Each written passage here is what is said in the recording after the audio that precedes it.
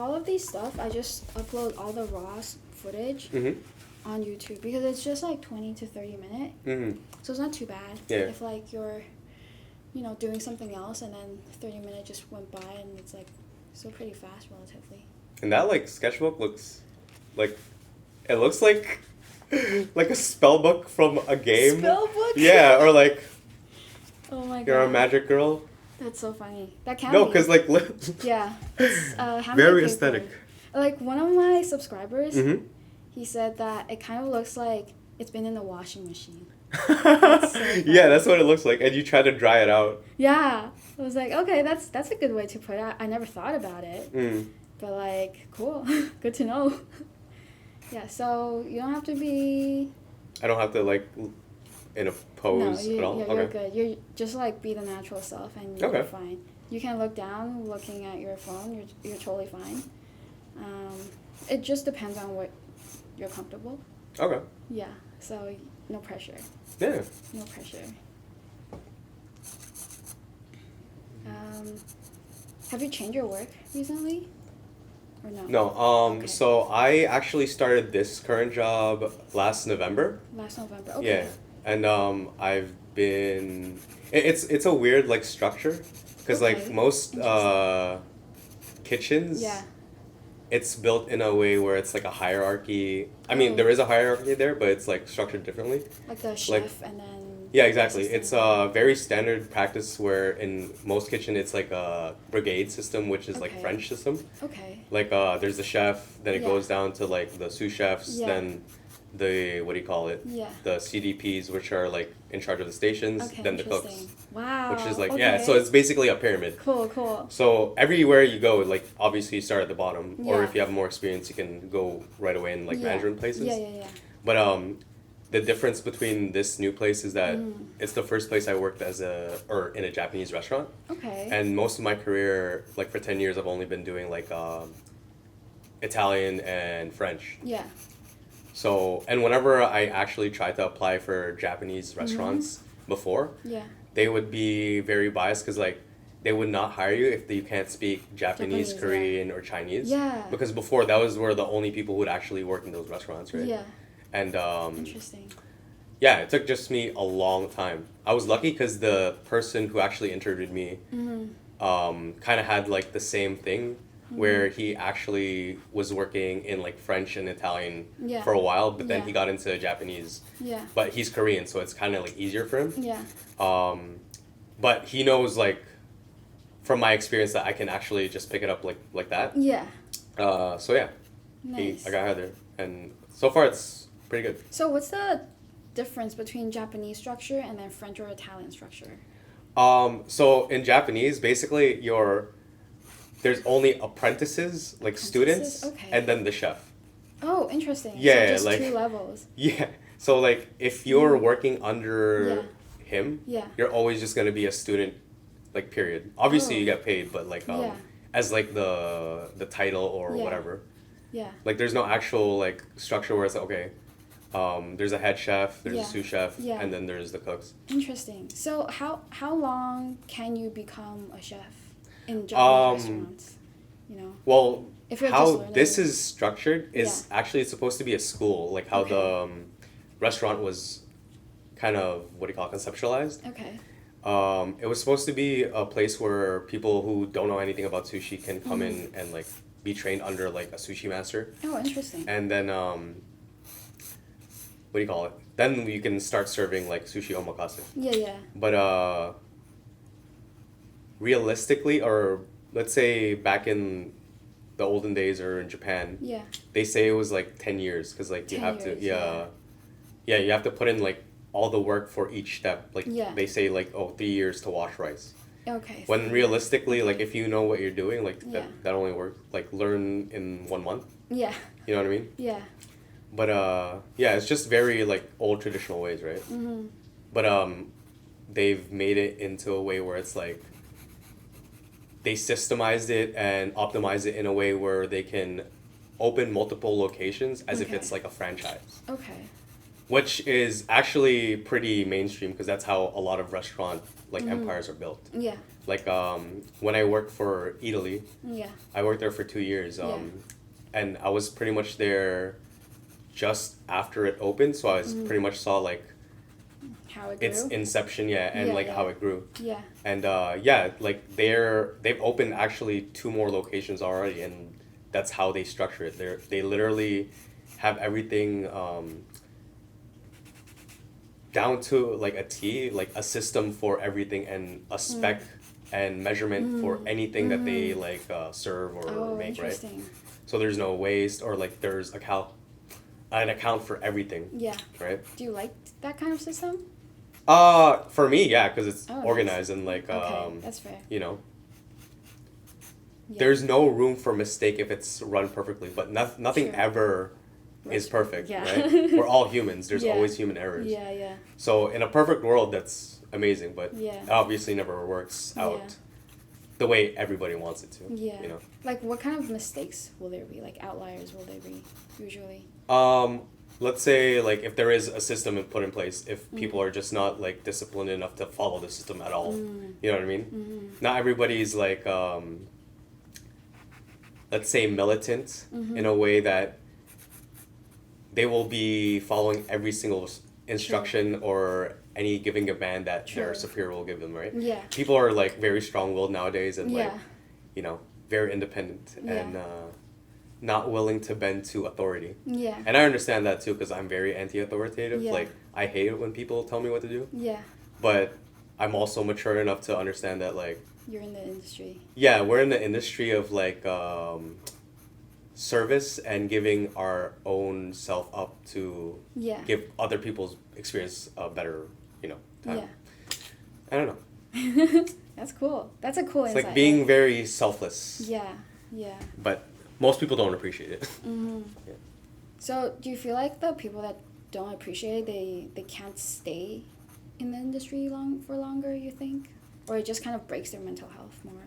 Oh, in terms of people who like don't really have passion for cooking, let's say, if they're in it for the money, a lot of people will hate their lives, obviously, because it's like, it's very dumb because we don't make a lot of money anyways. But there are situations where people are comfortable in the lifestyle they're in. Yeah, true. Because they make enough in the current situation they're in, and it provides them with like all the fun that they need in life. Yeah. Because some places, like, I've worked in all the spectrums of like the industry. Like, I've worked like breakfast shifts, like starting from let's say 5 a.m. and I get off at like 5. Oh. I've done like lunch midday from like 9 to 6. I've done like night shifts. I've done like overnight shifts. Like basically, I've seen like all around. Yeah. And what am I trying to get at? There's very different like communities and let's say personalities depending on what like time of the day you're working. Oh, really? Yeah, like people who obviously work in the mornings, they're way more bright and positive. Yeah. Just because like when they get off work, they might be cranky in the morning, but when they get off work, there's sunlight. Yeah. They have time to do like their own stuff. Things. After work. Yeah. Especially if they have like it's like a 9 to 5. Yeah. You literally have time for your hobbies and whatnot, your family. Yeah. If you're working at night, you're a night degenerate. You literally like what? You wake up like an hour or 2 hours before your shift, like 3 o'clock. Yeah. Get ready as fast as you can. Go to work like 12 hours. Then you're gonna go party until like what? 4 or 5 a.m. in the morning. Then be hungover as fuck the next day and do it all over again. True. It's like a never-ending cycle. That's true. And some people just function like that. And it's the beauty of the industry. That's the beauty of the industry? Like, in the terms where there's so much different walks of life that you can meet in the kitchen. It's like jiu-jitsu. Like, you can meet, like, very polar opposite, like, personalities or, like, people with totally different interests. Yeah. But the one thing that really brings us together is always food. Which is amazing. That's fair. Yeah. Why is food your passion? I'm just curious, I guess growing up, Yeah. I had nothing else that I really was ingrained in terms of my, let's say, hobbies or like memories. Okay. Like I was never really into sports. I was Mhm. never really into like let's say extracurriculars. Yeah. Yeah. Yeah. It was really mainly about food. Then how did you realize that you have passion in food? I didn't really, because Okay. I just realized over time that I did, Oh, because okay. everything that I've done now is like a reflection of what I do or what I've like taken in inspiration from when I Yeah. was growing up. Yeah. Like let's say, I remember when I was in high school, Yeah. I would go out like to the grocery store and Yeah. buy like random stuff and just like cook it at home, Yeah, yeah, that's like just cool. randomly. Yeah. And I would do this because I would watch YouTube and like I'd watch Gordon Ramsay how to cook Yeah. a steak or stuff like that. Yeah. And this was when I was like 14, 13. Yeah. That's pretty cool. Yeah. And in turn, like growing up, like cable TV was still a thing. Yeah. So one of the after let's say I was like 11 or 12, I got bored of like watching actual cartoons or Yeah. like let's say Family Channel Yeah. like kids drama. Yeah. I would just watch Food Network. Oh, sick. And Food Network was like life, because honest, like everybody in our family like loves food, so Yeah. that's basically on the TV every day. Yeah. And even now, like all the food blogs I do, Yeah. I realize like I love doing that Yeah. because I watch like, do you know Guy Fieri? No. Okay, so he's like basically he does what I do, but like in a TV format. Okay. And he does a show called Triple D, Okay. Diners, Drive-ins, and Dines. Interesting. Yeah, and that's literally where all he does. Like he eats at the places, says Yeah. it's either good or bad, and like Yeah. and there's even a Canadian one too. Like I think it's called You Better Eat Here. You better eat here. Yeah, Mm. but that one, the original one, is like still on running, and that was from like the 2000s, and it's Yeah. still going. Nice. It's crazy. And So- I didn't even know like people still watch it. True. I mean, so you drew your inspiration from there? Like, I watch your reels. I watch your reels. which Most are of really my inspiration, like let's say for cooking, cool. Yeah. is Anthony Bourdain. Mm-hmm. Do you know Anthony Bourdain? I heard it. So he was like a writer chef. Yeah. He used to be like a TV personality in like a bunch of shows. Did he pass away? Yes, Oh, he I passed think- away yeah, like yeah. a few years ago, Mm-hmm. and yeah, that was very like moving in a lot of people's lives because Yeah. he had a lot of impact in a lot of people's like let's say way of like thinking on how to work in a kitchen and Yeah. like how to approach life through food and culture. Oh, nice. Yeah, Yeah. by spreading it and like giving awareness. Yeah. Yeah, because like one of his like best shows, well, one of his originals ones Yeah. is like called Cook's Tour, Mm. and the second one is No Reservations, No reservations. and okay. the really mainstream one that was popular was on CNN. It's called Parts Unknown, Oh, okay. and basically all of what he does is always try to go to either unknown remote places and try to bring awareness to the people's culture, Yeah. their food, Mm-hmm. and like yeah. That's so cool. Yeah, and that's why I also love to travel. Yeah. It's just literally through what I've seen through him. Yeah. And I'm actually so happy because a lot of the places that I was very fixated on the places he went to that I really wanted to go to, Yeah.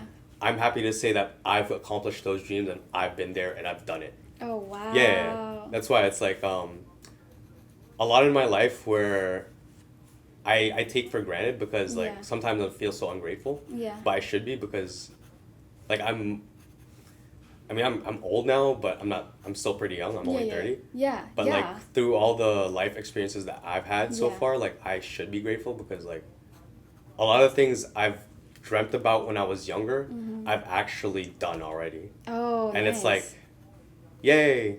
But it also gives you the feeling of like wanting more and like what's next? yeah, what's next, right? Yeah. So like knowing oh damn, You Amber good? Alert. Oh. But yeah, like I guess that's a part of like growing up too, like knowing how to push yourself and set new goals and just not be stagnant. Because sometimes you just want to chill, right? Yeah, for sure, for sure. And that's also how, like, doing these like reels every day, it Yeah. kind of pushes me too. Because like before, I would just make like random videos and like Yeah. I would never post it. Yeah, I would yeah, never yeah. like Yeah, put in the time, the effort to actually do something with the Yeah. content that I can make. yeah, It was just really for fun. Yeah. I mean, even what I'm doing right now is for fun, Mm. but like I'm taking it just a little bit more seriously, right? True, true. For fun first, like for Mm. yourself first, and then like a little bit more seriously. And you keep going. Hmm? Oh, keep going. Oh, Well, oh, I have a question. So Yes. you mentioned that like you accomplished that stuff you already want to accomplish. hmm. Do you want to share a couple? Like, I'm just curious. Like, what are some goals that you have accomplished, and then how do you find the next goal, and how to prioritize it? It's a big question. Okay. Yeah. No. Like, that's good because it'll make me. It actually makes me think. Yeah. Like, for me, Yeah. one of those were being able to work and study abroad Okay. in a foreign country. Yeah. And I was like lucky enough that my parents were able to provide for me to get an opportunity like that. Yeah. Because I basically did like an exchange program in George Brown Okay. that let me like live and work in Italy. Oh, wow. And that was basically something that I've always wanted to do when I was younger. Yeah. Another thing would be being able to travel to Japan and experience all the things I've actually wanted to do in that country. And I think, especially from when I was younger, Yeah. like I've done most of that. Yeah. And it cost me quite a lot of money, but it was well worth it. Yeah. What else? I've been. Oh yeah, like I've always wanted to. Like the whole reason why I started jujitsu. Yeah. Because like, again, I told you right. I was never like inclined to sports growing up. Yeah. So like I've always wanted to be able to compete in something, and actually like, without any help, Yeah. kind of like build myself up to a point where I can win. Oh, And nice. dude, like I don't want to like flex or brag, but Yeah. literally me doing jujitsu, I didn't take any like sorry if like can I swear? Or Yeah, cuss? yeah, you can. Okay, yeah, like I I'm didn't not take that any big fucking anyway. like Yeah. privates. I didn't waste any like other extra money on like anything around jujitsu. Like I literally just paid my tuition to the school, showed up like as much as I can and trained as much as I can, as Yeah. hard as I can, Yeah. and like take everyone's advice and Yeah. just try to figure out myself, Yeah. and it somehow worked out for me. And Oh, yeah, nice. obviously a lot of people helped me along the way, but for sure. I feel like that was me. Like, I mean, obviously it was me because I was the one performing on the mat, right? Yeah. So like, yeah, it really like boosted my self-confidence and like my self-worth, Nice. just because I've never felt anything like that before in my life, like actually winning something with my own skill and like effort. Yeah. I honestly, when I won, I was that was one of the happiest moments in my life. Yeah. Yeah. Nice. That's cool. That's like What? a pretty. I mean, everyone's insight towards life and then what they do is like really different. So like, it's really interesting to Okay. see yours. Yeah. No, like literally. Yeah, because like before, Mm-hmm. like I'm pretty sure I've showed you like before I was like really fat, right? Yeah. So like I had like really, what do you call it? I had like a lot of self-doubt. Like my self-esteem is so low and like, Yeah. not very confident. Oh wow. But yeah, jujitsu help with that That's crazy. a lot.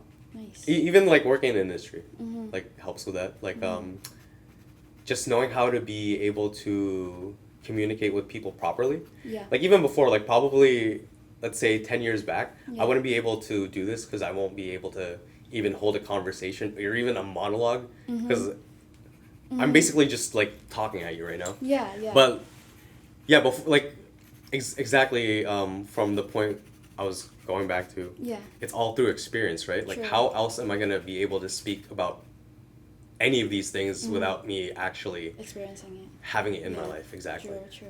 Yeah. Nice. Yeah. But 30-year-old is like still really young. I know. But like it's just like another mental lap that like Yeah. you get. Yeah. Like, because your 20s is like something special where it's like, yeah, you're an adult now, you're not a teen anymore, and you're just like trying to discover like life. Yeah. And but you already feel like, oh, you got to figure it out. But some people are like, yeah, I don't. Yeah. But yeah, because for me too, like I get a lot of FOMO, especially like seeing other people on social media. True. Like my friends Yeah. from high school, let's say. I would say a lot of them either like married, have families, kids, whatever. Yeah. Only, let's say, like 20-30% are actually like focused on their careers and like themselves as an individual. True. And yeah, a lot of people invest in, trying to make a family and, building a legacy for themselves. But Yeah. I'm just not one of those people. Do you ever feel like left out because like the friends that you have, they're doing like, they're creating a family? Their lives are different. I mean, I do feel left out, but like I've learned to separate myself from that, just because we all like there's so much people in the world, right? Yeah. Like we all have like different lives, and like Yeah. you don't know the path people take like in the future. Like people will just change, Yeah. Not everybody just stays the same. So learning how to accept your situation changes and the people will always change is a part of that. But it's amazing when you can have connections that are like that feel like a lifetime. Like having even a friendship more than 5 years is fucking amazing. That's true. Like it's so hard to keep a connection with like a person, because there are people where it's like let's say you haven't seen them in forever, but like you guys just click like that again. Yeah. Like those are so special. Yeah. Because when they exist, it's actually like it's like magic. Yeah. Like you're just friends again.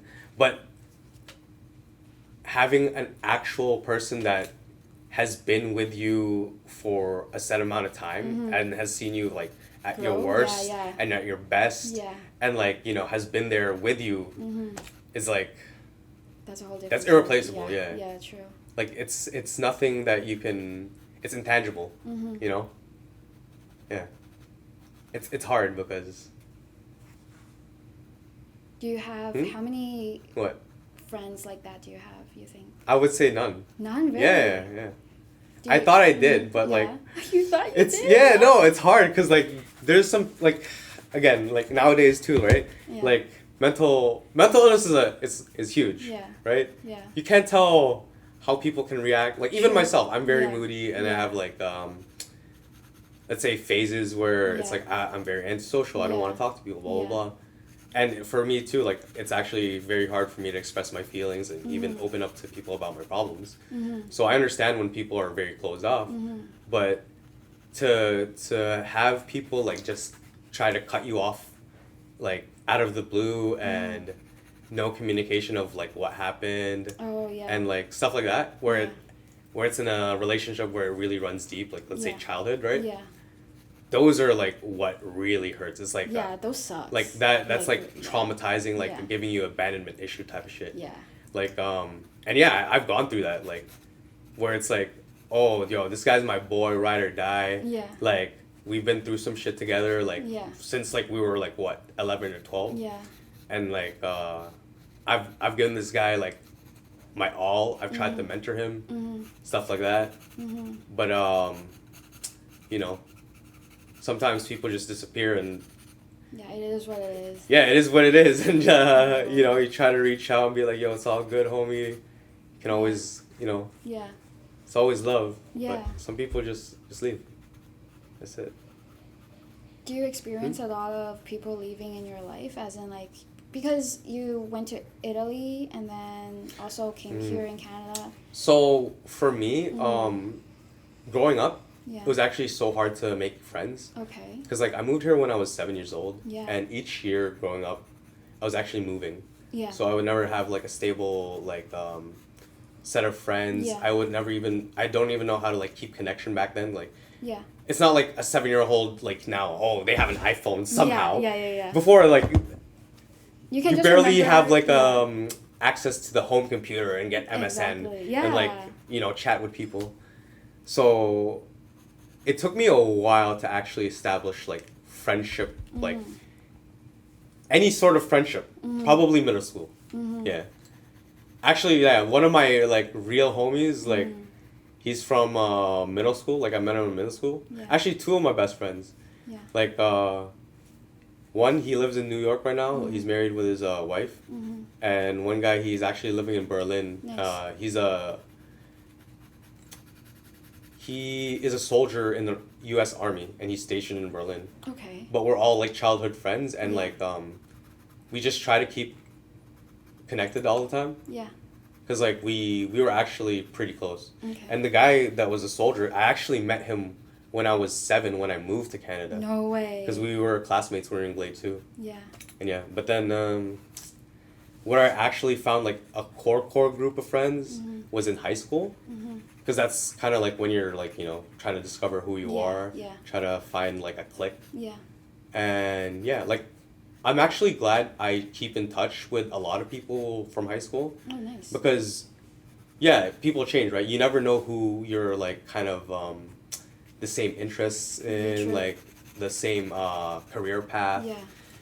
Yeah, like it's funny who you end up connecting again with from the past, Yeah, totally. right? Yeah. But what I'm really glad with is in college intern melding in with my career. Because literally from college, ever since I started networking and building up my career from till now, I'm happy that I've built so much good relationships and connections that I'm able to reach out to like these people and be like, yo, if you ever need like, let's say like a sous chef or a chef, I'm there and I can get a job just like that. Nice. Yeah. So that's what I'm really happy and what I really learned in the culinary industry. Just never burn bridges. Yeah, for sure. Always have good connections Yeah. and network. Just Yeah. don't be afraid to talk to people. If they have the same interests as you, you know, just always shoot them a message and yeah. You never know what opportunities arise. Always. Your portrait's almost done. Yeah, that's fine.